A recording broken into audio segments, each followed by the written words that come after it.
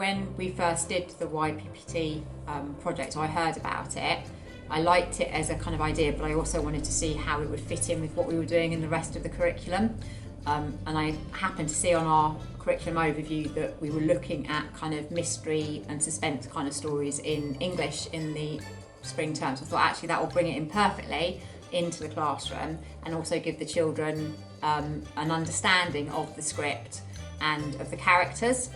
So first of all, we looked at, the children had made their puppets by this point, and I wanted them to be really familiar with their puppet, and so we made up backstories for the puppets, which they really enjoyed, about where they lived, their family, who they were, and they got really involved in it, so it actually got them to know their puppet better and to know what part they played in the story.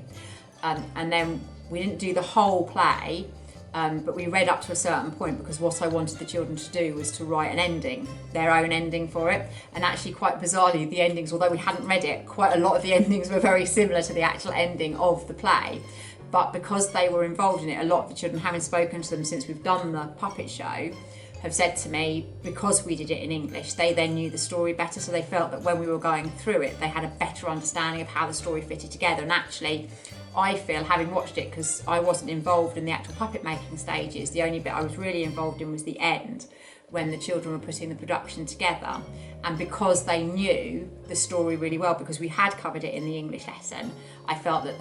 it kind of flowed a lot better, and that they were a lot more aware of what was going to happen next, and they got that together really well. They also really enjoyed doing it, because I think it was, they added their own bits to it. So